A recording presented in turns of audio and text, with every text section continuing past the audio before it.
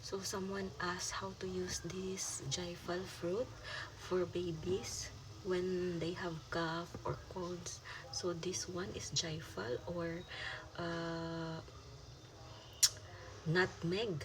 It's called nutmeg in English. So we just have to put to the, this is the stone. You just have to put to the oil. Then you need to rub it in stone like this.